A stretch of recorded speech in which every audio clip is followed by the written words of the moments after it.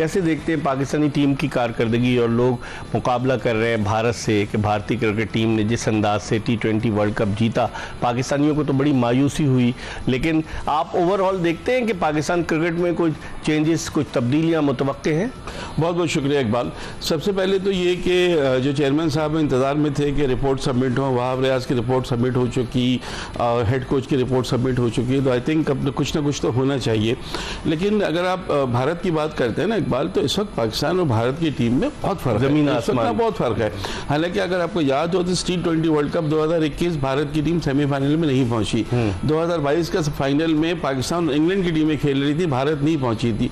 फिर अचानक से क्या होता है कि भारतीय टीम दोनों वर्ल्ड टेस्ट चैंपियनशिप के फाइनल में पहुंच जाती है, भारत 50 ओवर्स के वर्ल्ड कप के फाइनल पहुंच जाती है, और फिर भारतीय team T20 world cup final पहुंचती है। इंप्रूव किया उन्होंने, बिल्कुल इंप्रूव किया। रैंकिंग भी उनकी फर्स्ट सेकंड यही चल रही है इस वक्त। उसका मतलब है कि बहुत तब्दीली। और हमारे साथ क्या हो गया? हमारे साथ हुआ ये कि एक तो टीम सिलेक्शन का बहुत इश्यूज थे, और फिर जो बात हुई है कि कुछ इख्तलाफात थे, वो चीज़ें सामने नज़र आ रही हैं।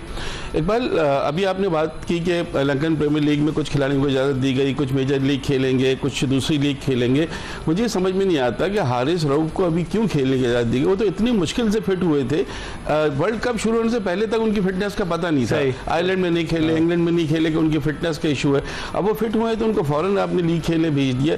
जब एक तरफ आप कहते हैं कि हम खिलाड़ियों को देखेंगे, जो मैनेजमेंट क्या होती है, फिर जो खिलाड़ियों के मैनेजमेंट की बात करते हैं, वो चीज़ तो हमें यहाँ नज़र नहीं आ रही एक बात। तो अब चेयरमैन साहब के ऊपर है। देखिए, इस वक्त जिस तरह की पोजीशन है मोहसिन नकवी साहब की, वो इंटीरियर मिनिस्टर भी हैं, फेडरल बहुत बड़ी पोस्ट उनके पास है, वो जो चाहें वो कर सकते हैं। सियाह सफ़ेद के मालिक एक तरह से उनको कह सकते हैं, और उनको करना चाहिए। इसका मतलब बिल्कुल करना चाहिए, बिल्कुल करना चाहिए।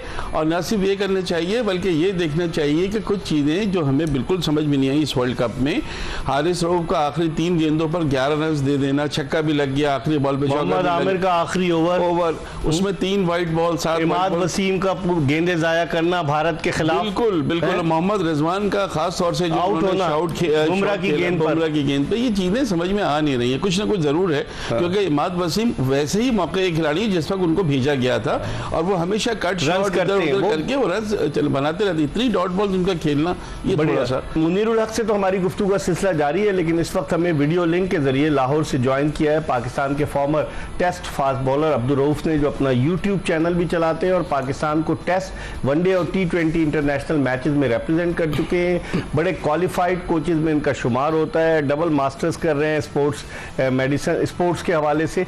इनसे हम बात करते हैं। अस्सलाम वालेकुम अब्दुल रऊफ। जी वालेकुम सलाम। अब्दुल रऊफ, क्या अभी मुनीरुल हक से हमारी बात हुई, आप समझते हैं कि सर्जरी होगी पाकिस्तान क्रिकेट में? रिपोर्ट तो जमा हो गई है गैरी कर्स्टन की भी और वहाब रियाज की भी। देखिए इकबाल भाई, ये तो काफी अच्छे से सुन रहे हैं, और मगर आगे की चीज बढ़ नहीं रही है। आप देखेंगे एशिया कप और वर्ल्ड कप में हमारी नाकस परफॉर्मेंस रही, तो भी रिपोर्ट आई। उसके बाद एक फायर कॉर्पोरेशन पे एक हमारी रिपोर्ट आनी है, बाकी आपका फैसला नहीं हुआ। उसके बाद आपका ऑस्ट्रेलिया का टूर व्हाइट वॉश हुआ, उसकी रिपोर्ट अंडर कारपेट चली गई। न्यूजीलैंड में आप सीरीज आ रहे हैं, वो भी अंडर कारपेट चली गई। और यहाँ पर भी जो सीरीज आप अच्छा नहीं खेले, वो भी अंडर कारपेट चली गई। तो आप ये जो रिपोर्ट उसी तरह होगी। और देखिए, जो रिपोर्ट बनाने वाले हैं वो खुद वो इसका रिस्पॉन्सिबल है सारी सिचुएशन के, क्योंकि जो हमारे क्रिकेट बोर्ड के चेयरमैन है मोहसिन नकवी साहब, उन्होंने रिस्पॉन्सिबिलिटी लोगों को दी थी। 2-4 लोग हैं कि आपने क्रिकेट की अमूद चलाने हैं, सिलेक्शन करनी है, फिटनेस का जायजा लेना और सारा सिस्टम मुझसे चलाना। वर्ल्ड कप के लिए एक प्रोफेशनल और एक मेरिट पर टीम की सिलेक्शन चल रही है। मगर अभी जो रिपोर्टेड बनाकर दे रहे हैं, ना इन्होंने मेरिट पर सिलेक्शन किया, ना इन्होंने प्लेयर की फिटनेस का ख्याल रखा। आउट ऑफ फॉर्म प्लेयर इन्होंने सिलेक्ट किए हैं, उसके बाद जिनकी जगह नहीं बन रही थी उनको वापस लाए हैं। सारा सिलेक्शन क्राइटेरिया इन लोगों ने बाईपास किया। जो रिटायर्ड प्लेयर पूरा सा टीम पर बैठे रहे, उनको उससे बड़ा फर्क पड़ा है। ठीक, आप सही कह रहे हैं। आप मुनीर, जिस तरह अब्दुल रऊफ सही कह रहे हैं कि आप रिटायर्ड क्रिकेटर्स को ले आए, आपका कोई प्लानिंग नहीं थी। 15 रुकनी आपकी टीम जो ऐलान हुआ, उस 15 रुकनी टीम में आपने 5 ओपनर्स भर्ती कर लिए। मिडिल ऑर्डर के सिर्फ 2 स्पेशलाइज्ड बैट्समैन थे, 3 स्पिनर्स थे, जिसमें अबरार अहमद को आपने खिलाया नहीं। तो गलतियां तो वहीं से शुरू हुई ना? बिल्कुल गलतियां शुरू हुई हैं। अगर दूसरी टीमों के मिडिल ऑर्डर्स देखें तो हमारे मिडिल ऑर्डर में कौन थे? आजम खान, इफ्तिखार अहमद और शादाब खान। अब अगर ये मिडिल ऑर्डर आप रखेंगे तो आप कैसे फतह हासिल करेंगे इकबाल, ये तो आप अंदाज़ा लगा सकते हैं। दूसरी टीमों टीमों का कंपैरिजन किधर। आपसे अभी बात हो रही थी कुछ खिलाड़ियों की फिटनेस के हवाले से भी शुबा जाहिर किए हैं, जो हेड कोच हैं इनकी भी खबरें हैं।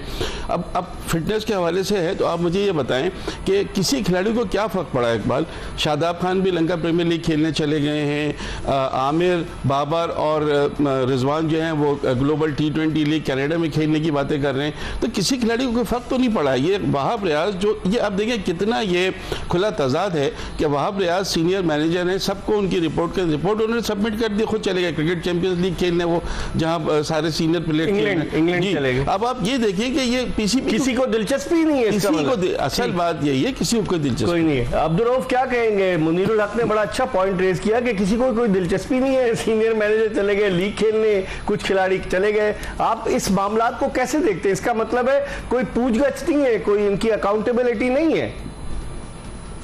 देखिए इकबाल भाई, जब आप सारे इदारे वन मैन शो के तहत चलाएंगे तो फिर अकाउंटेबिलिटी क्या होगी? आप देखें कि आपकी अकाउंटेबिलिटी करनी किसने है।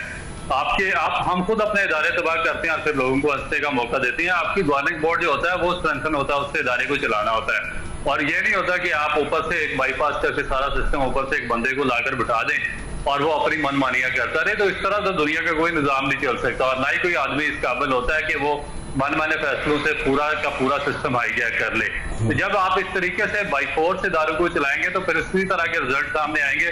प्लेयर्स अपनी मनमानियां करेंगे, सिलेक्शन में एक बैलेट नहीं होगा, फिटनेस का ख्याल नहीं होगा, आप बड़े इवेंट्स में बाहर हो जाएंगे, आपकी रेपुटेशन अफगानिस्तान से भी नीचे चली जाएगी और आपका एक टाइम आएगा कि आपका इदारा तबाह हो जाएगा। तो बेसिक चीज तो ये है कि आपको अपने इदारे को स्ट्रेंथन करना पड़ेगा। क्रिकेट जो गवर्निंग बोर्ड है उस पर स्ट्रॉन्ग लोग लाने पड़ेंगे जो क्वेश्चन पूछे कि भाई आईसीसी का जो इतना बड़ा फंड आता है उसको कहाँ पे जाता है। तो आपका जो डोमेस्टिक या क्लब सर्किट है वो तो बिल्कुल डावाडोल है। उसके बाद फिर जो आपकी सिलेक्शन होती है उसमें भी गवर्निंग बोर्ड को की मुशावरत शामिल होने चाहिए। उनको पूछना चाहिए कि भाई इस प्लेयर की सिलेक्शन किस बेसिस पर हुई है।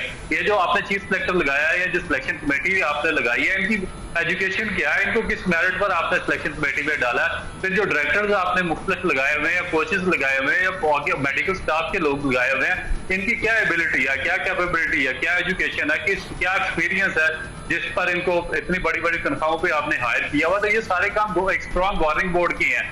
और जब आप गवर्निंग बोर्ड बना देंगे बिल्कुल ये यानी कि ग्रेड 2 जो रीजन खेलते हैं जिनका फर्स्ट क्लास में नामो निशान ही नहीं है और वो बेचारे वहां पे बकरियों की तरह बैठे हुए हैं, ना वो बात कर सकते हैं, ना सवाल पूछ सकते हैं, ना किसी को क्वेश्चन कर सकते हैं, तो फिर आपका सिस्टम ऐसे ही बर्बाद होगा। ठीक है मुनीर, क्या बिल्कुल सही बात है कि गवर्निंग बोर्ड का इनपुट तो होना चाहिए ना। इदारों के नुमाइंदे भी हैं, रीजन्स के नुमाइंदे भी हैं, बेशक जिस तरह अब्दुल रऊफ निशानदी करे छोटे ग्रेड 2 खेलने वाले रीजन है, लेकिन एटलीस्ट उनका इनपुट तो होना चाहिए। कोई अकाउंटेबिलिटी, कोई एहतसाब होना चाहिए कि नहीं होना चाहिए? नहीं, मेरा ख्याल है गवर्निंग बोर्ड का तो कोई एक आध शायद कोई इजलास हुआ तो हुआ, बाकी तो किसी किस्म की उनकी कोई इनपुट नहीं। बिल्कुल सही कही।